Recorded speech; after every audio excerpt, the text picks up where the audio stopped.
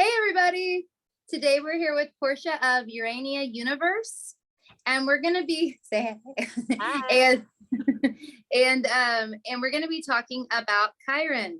This is kind of like the perfect time to talk about Chiron because Chiron just went retrograde on July 19th. For some reason, I keep wanting to say the 25th. That's in the fucking future. Right? July 19th is So where should we start? Maybe I guess for those of you who don't know Chiron, because maybe, you just might not be familiar or you've heard of it in passing. So I think it'd be good to discuss what Chiron is, what it symbolizes in the chart, just like briefly, because it's like a whole, like anything in astrology, it's a whole thing. Yeah. So yeah. Did you want me to start that or? All right. So Chiron, essentially, if I had to pick like 3 keywords for Chiron, which I did before I started I would say there's an element of rejection. So it can symbolize rejection emotionally, physically. And then there's the signature of wounding, which again, emotionally, physically. And then there is like a really important aspect of it is that it's chronic. It's something that is ongoing. And it's something that just from my own personal experience and with clients is something that's really deep, like deep within your roots, deep within your soul. And Ellie and I have talked about before we like started the video about how it is definitely tied, we feel it's tied to like past lifetimes or things that you're still kind of working through in this lifetime. So it could be wounding and rejection of the past, but it also is showing up in this particular lifetime in different ways. Like you might literally be living through that experience again, or just like the residual chronic effects of what happened in the past is showing up now in the future. So just purely from what it symbolizes in the chart, that's in the keywords I would say associated with that, I would start there. But obviously there's that mythological connection to it as well. I think chronic is a great word. I mean, all of those were great, but chronic is a great word for it because it is like, I'll be honest. I'm not, and you can share how you feel. Do you think it can actually be healed? because I don't know that I do, but I also don't know that that's the point. You know what I mean? Like exactly. And I was sitting with this today and I asked myself the same thing. Every time I sit with Chiron, like I ask myself the same thing, and I want to naturally be optimistic and say yes. However, when you think of just again, like the story of Chiron, and it doesn't feel, it's something that I feel like you're on this spiritual quest, this soulful quest to heal that. But it's like, that's like you said, that's not even the point. And that comes into that element of surrender and acceptance that comes with the Chiron placement, where that is the healing in itself. And once you accept and surrender, it almost kind of takes the power away. And I'm saying this like very loosely because for a lot of Chiron placement, it is very heavily a physical, chronic like condition. It still takes a bit of that power away from it when you accept it, and then you can move forward, and that's where you find and how you find your healing, I would say. So like if it comes to like a black and white, like is it something you can heal personally? I would say no, unfortunately. Not in this lifetime. yeah, I kind of have to when I talk to clients about this, whether it's in a report or if it's face to face, I kind of have to give this long spiel kind of about, I'm not sure it can really be healed, but I'm not trying to be negative about it when I say that, or trying to be like a Debbie fucking Downer or whatever. Because it also doesn't mean that you don't, but there is something about surrendering to it. It doesn't mean that you don't try though. People still are going to try, right? Like that's human nature, to serve or persevere or whatever. But I'm not sure that it. And just for those of you watching, just briefly, the story of Chiron essentially is that Chiron was conceived from, so I've seen two different versions. I've seen from like Zeus being his father and Kronos being his father. But at the end of the day, whoever his father is, like his father mated or raped a nymph who had turned herself, who had shifted into a horse, right? Yeah. And she got pregnant, and when she gave birth to Chiron, he turned out to be half human, half horse. He was a centaur. She immediately rejected him and essentially abandoned him. And then he was raised by Apollo and Artemis. Yes. And he was essentially a demigod, and so he learned all of like these healing practices. Like he was just very refined and revered as a healer, as a mentor, as a teacher, in his own right. And then he ended up getting wounded or getting hit accidentally by, I think it was Heracles or Yeah. Heracles, one of the two. Mhm. I think it's the same person, different ways. By a wounded arrow, a poisonous arrow that was essentially fatal.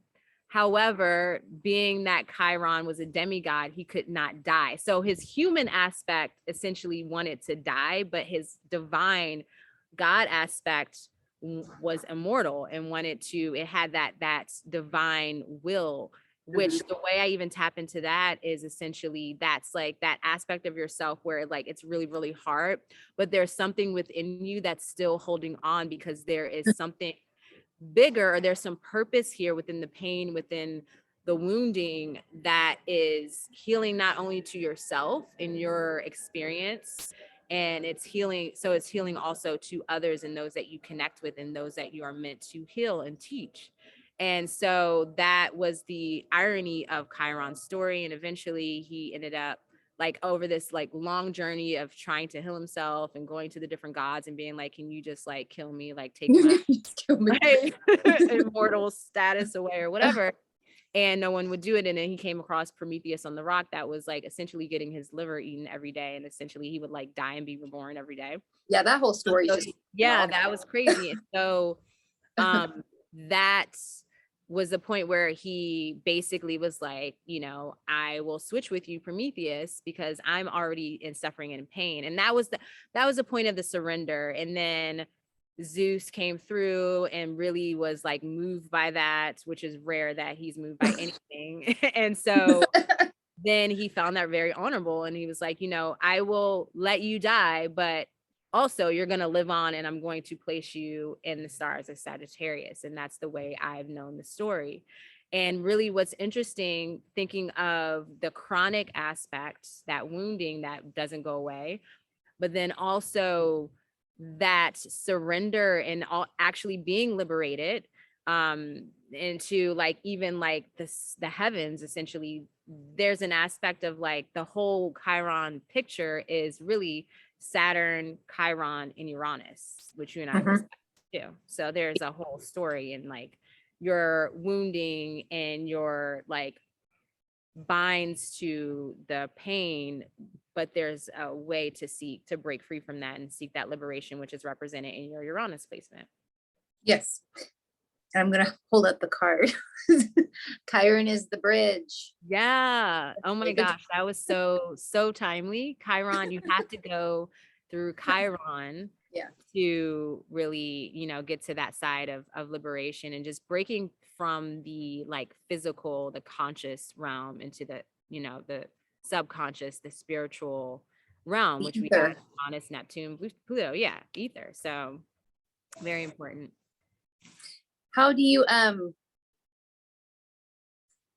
feel like, if you feel like sharing, how do you feel like Chiron manifests in your life, if you want to? Yeah, no, it's one, it's like an ongoing kind of reflection, because it's interesting. I was really big into Chiron, I would say. Interestingly enough, I think when Chiron entered Aries, like, so that was 2018. So about 4 or 5 years ago, I was really, really studying Chiron and Ceres and all of those asteroids, just like touching like just the surface. And then I got into Hellenistic, and I just like, it didn't fascinate me. There was just so much going on in Hellenistic that I just like, it was like diverted my attention. And it wasn't until And it comes up every so often when I do my weekly forecast, but it wasn't until I did a poll in my story to see what class, my community wanted me to teach. And it was Chiron was the one that won. And I was just like, really?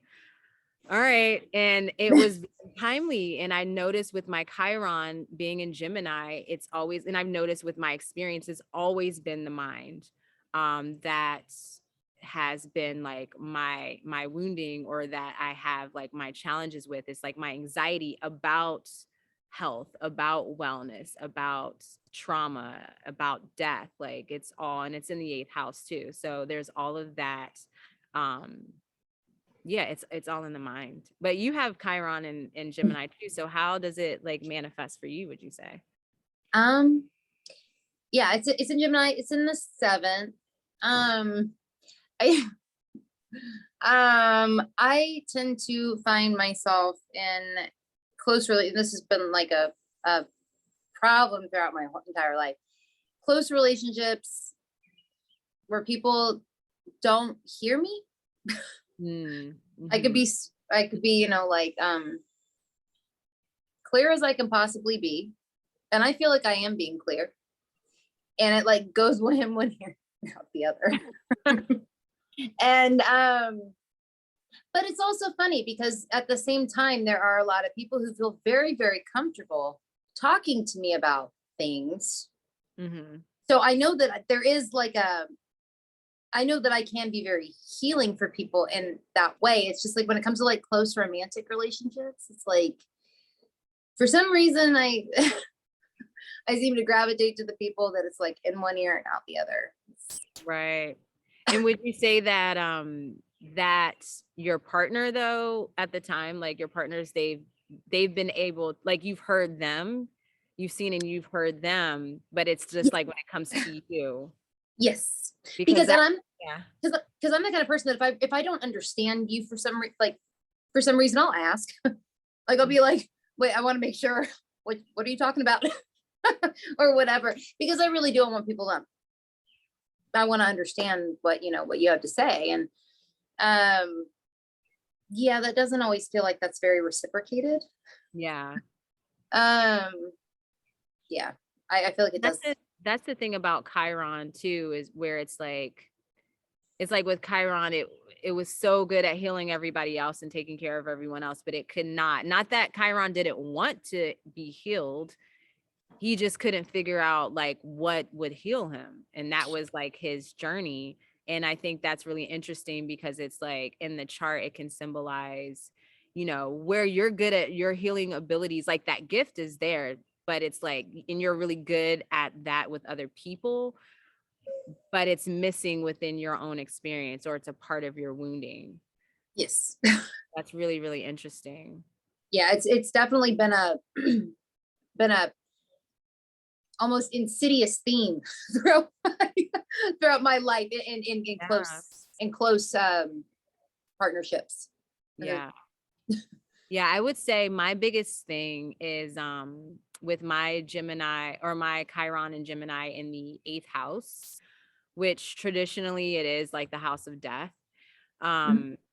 And shared resources as well, things of that nature. But my biggest fear that drives me insane, and this is crazy that I'm saying it because it's irrational, I guess, but it's literally death, like a fear of dying. Okay. And it's really interesting because it's not even, it's like specific to like illness. And I'm like in my head, I'm trying to run through, okay, like where else is that in my chart, but or like what else is like stemming that specifically, because it's really unique. But it's like I actually had an experience. I think what really set that into motion, I mean, there was an experience of my mother when I was 7 years old. She like lost her child in pregnancy, but she was like 7 months like along.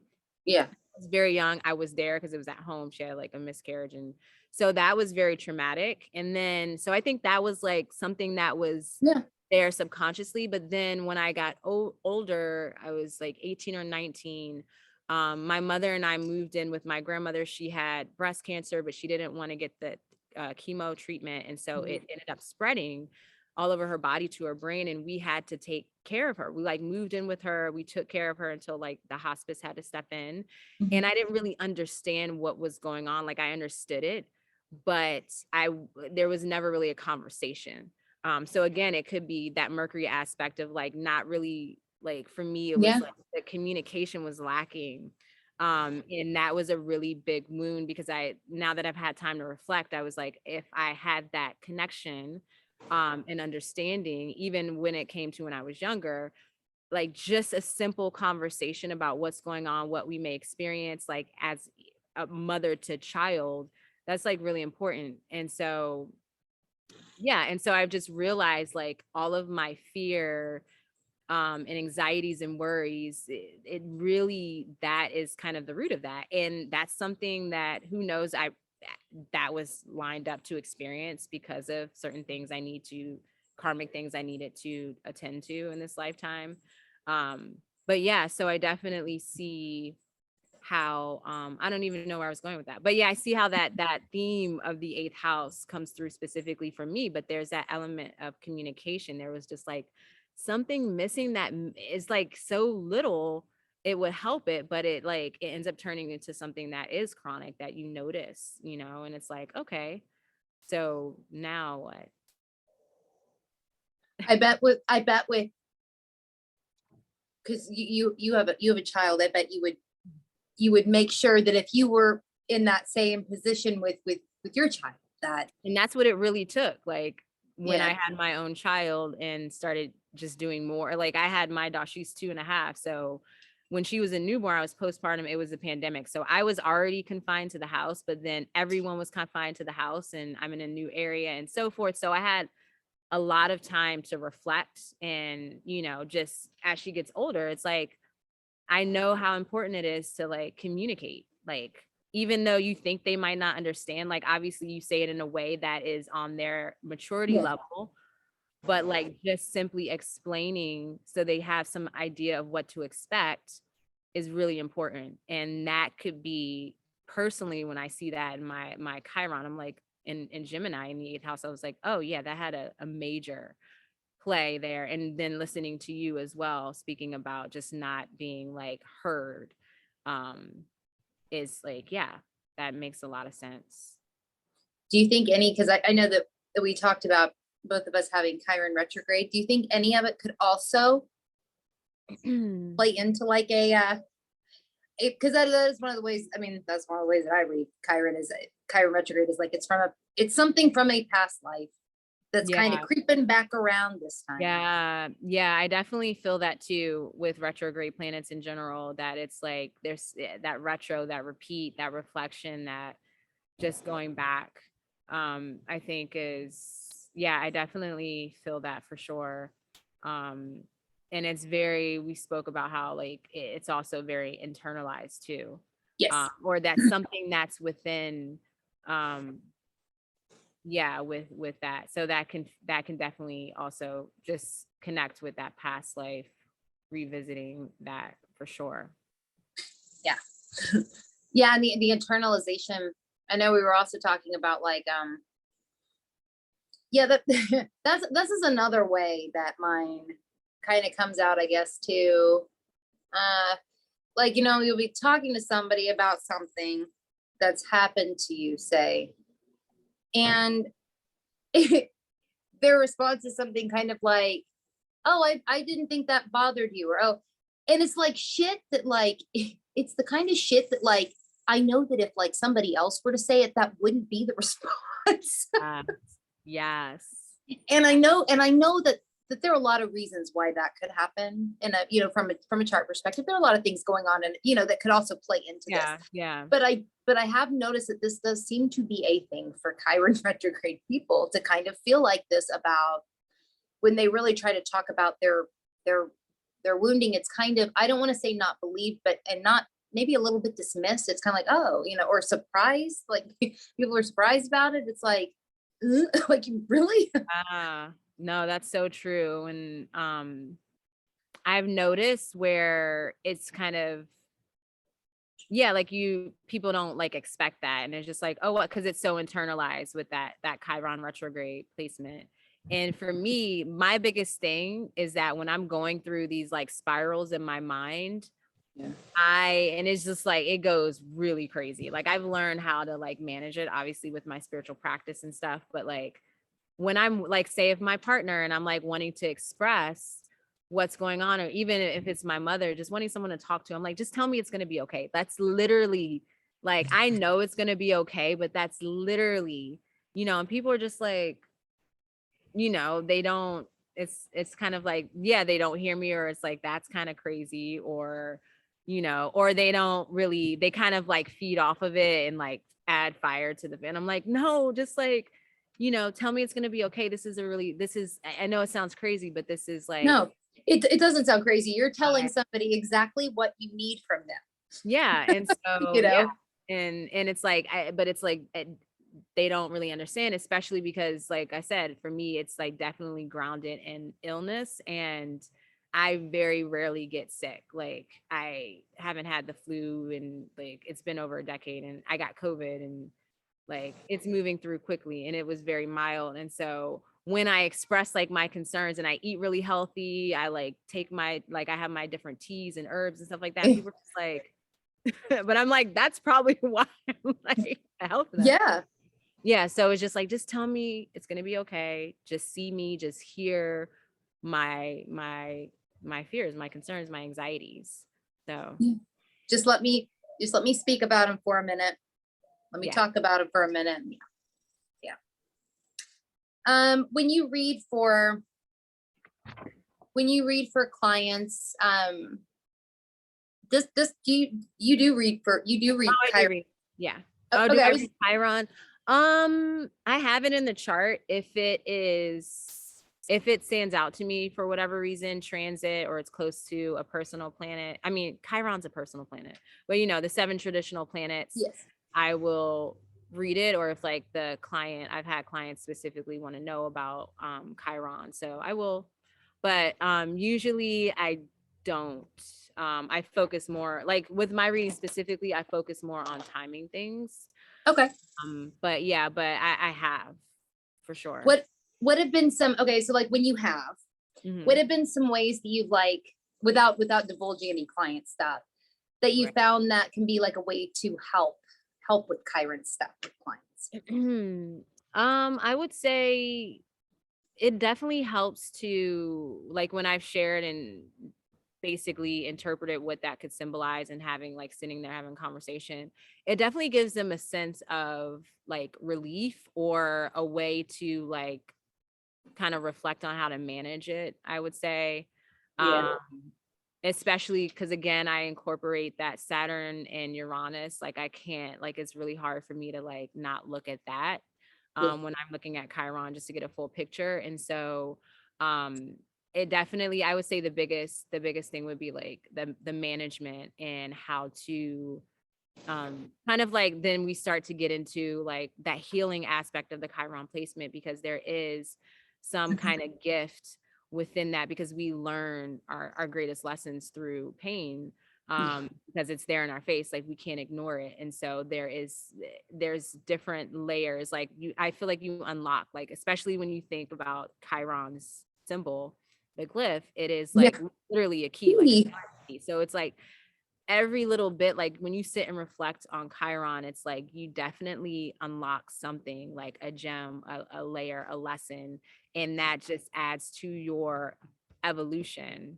And here's my little one outside. Oh, I thought I saw somebody. Say hi. Hi. We'll just pretend that she's not here. But yeah, so that's kind of how I would, how it comes up in clients. The management of it. Yeah. It's management. Because it is something that is chronic and probably does have to be managed.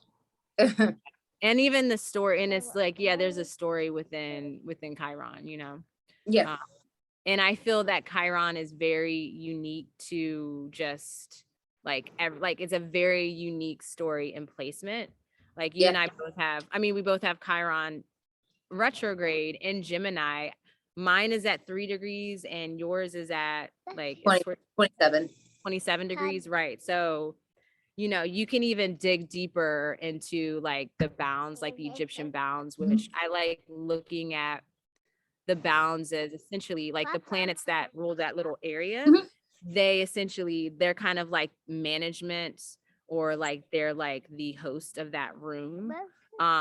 So I think mine is actually in Mercury, and I don't know, since yours is at the end, it's probably either in Saturn or Mars. I think Saturn. Actually, I could probably look. Well, that I'm not sure of off the top of my head. But yeah, so you can get even more deeper to like, okay, like this Chiron placement, it's in Gemini in this particular house, but then it's in like this ruled area specifically, or this sub-ruled area by, in my case, Mercury. So then there's like even a stronger emphasis on that element of like the mental sphere, and like what Mercury is in charge of, like communication, energy exchange, information.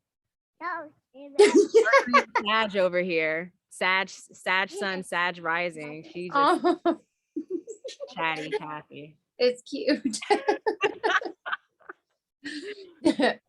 So I was gonna also say, you could also pull like the Sabian symbol on it.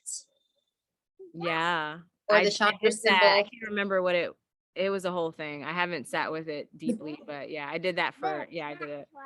And those can be a lot of fun just to sit and like meditate on. Some of them you'll kind of read them and you'll be like, huh? And then some of them will like hit you. Ugh. Right? Yeah. My Venus, I can't remember what Venus is, but just Venus is my like most beloved natal placement. And I know I really enjoyed that what symbol it was. I can't remember exactly anymore, but yeah, because I was going on my thing like with the Sabian symbols for a while.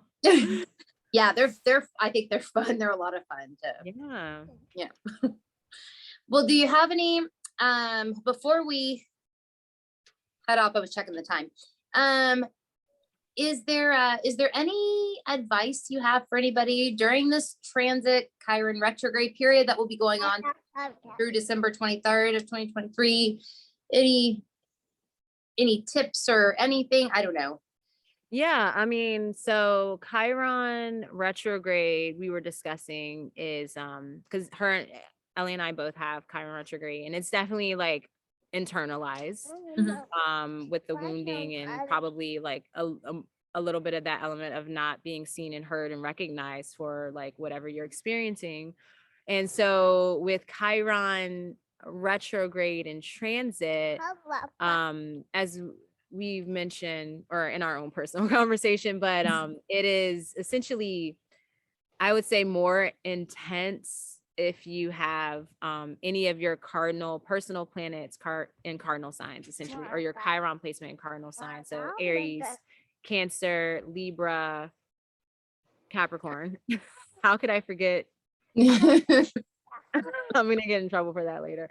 But yeah, so if you have anything, if you have Chiron hitting any of those, any placements there, then I mean, it'll be a time where I think that wounding is gonna really come up to, like, you kind of might have to face some aspect of that and sit with it and reflect with it.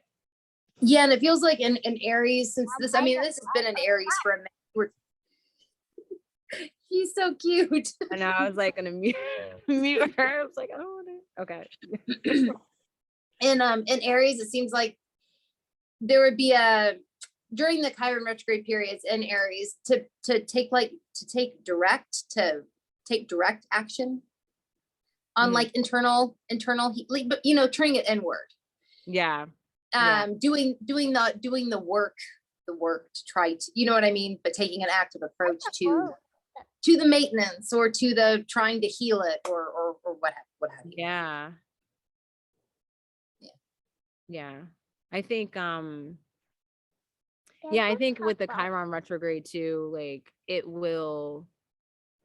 the actual retrograde cycle is a big part of the like reflection and things coming up, like, you know, anything. I think in the beginning it is like, oof, like it coming up, and then when you're really in it, like say like peak or in the middle of the cycle, then it's just like, oh, okay, you know, and then coming out of it towards the end, is when you like, there's that acceptance and then you kind of surrender. And then, you know, once it's on its move to like go direct, it's like, okay, this is how I can manage it through, you know, and that looks different from everyone. Yeah. Yeah, it could be literally hands-on, you know, depending on what it is. It could be something that's like hands-on, like medication, or, you know, like, I don't know, whatever you would do, some form of like actual healing in that way. Or it could be like, for me, it's more so looks like doing rituals, like going deep into myself, journaling, doing a lot of journaling and reflection, and connecting with others and just sharing, like, you know, stories and experiences. That's very healing for me mentally, because I'm like, oh, you're feeling this too? Okay, cool. So, you know, that you bring up that really yes, that has been, you know, that whole thing. I mentioned to you before, I got divorced, and I really didn't do a lot of this, but it's like ever since that process started, yeah, I don't want to shut up. And I want, you know what I like, and I want to, yeah, and I want to talk and hear experiences and have my own heart. Yeah, it's a yes, I understand. What'd she say? I'm trying not to like pay attention, because then I get distracted. But you know, mom life over here. Well, I guess we can go ahead and jump off. Do you want to say where you can be found? Yeah, so you all can find me I'm on YouTube, Urania Universe on YouTube. And right now I have a few like little astrology tutorials, classes on there, just little tidbits. And then, but mostly I do my weekly astrology forecast, which is primarily on using the transits for like self-empowerment and working with that. Like, so not necessarily what's going, like I talk about what's going on in the collective, but I always bring it back to how that, you know, how you can work with that energy personally for your own personal empowerment. And then you can also find me on Instagram, Urania_universe, which is where I'm the most active. Definitely watch my stories, because I don't post as much, but I always in my stories. And yeah, you can check out my website, uraniauniverse.com. You'll see information about classes and things of that nature. I also integrate the tarot with the astrology. And I teach a class twice a year on doing that. So, and you have a class on Chiron. Oh, wow. Yeah. Yeah, I'm teaching a class on Chiron. Decoding Chiron in your birth chart will not only look at Chiron, but again, look at Saturn and Uranus and the whole story. That is going to be on Friday, August 5th on Zoom at 1 p.m. Eastern time. You can sign up for that on my website, uraniauniverse.com. Or if you follow me on Instagram, it'll be in the link in my bio. So, and that's going to be 90-minute class. It's going to be really good. We're going to go through in depth of what, you know, was shared here, so you can start to sit and reflect with your Chiron placement. Very cool. And I will put the links, I'll put them in the description box as well. I guess I'm going to go ahead and say we met on something through something called Universal Sync. Yeah, it's a bunch of astrologers that are coming together, and I believe, and I could be wrong about this, I believe it's going to be where astrologers and people looking for astrologers can come together. Yeah, that's right? That's what I've heard too. No, it's not on the development stage. So yes, so maybe I should have kept it to myself and not said anything, but it's kind of cool. I think if I remember correctly, it's going to be up sometime in Sagittarius season. Yeah, that's what I saw too. Mm-hmm. So like late November, December. Yeah, it's gonna be really exciting. Yeah, it sounds like it's gonna be also like a place where people can connect, a place where people can even, I don't know, I kind of got the feeling there'd be like being able to ask questions and stuff. I might be wrong. Well, there's gonna be, I believe, a Facebook group. Yes, I think for the public. Yeah. So, and it's gonna have Yeah. It's unfolding, but yeah, no, that's where we met. And so I have a feeling a lot of these like conversations and connections will stem from universal sync, which is what it's called. Yeah, it's just gonna be an awesome community for I everyone, think for so too. astrologers and astrology enthusiasts, like Yeah. anyone who loves astrology. Yeah. Like, come one, come all, come as you are. Yeah. Come study and learn astrology. Yeah. Well, thank you so much for coming on and talking to me. Thanks for having me and my little one. So nice. And I guess we'll go ahead and head off, but I will see all of y'all later. Bye, everyone. Bye.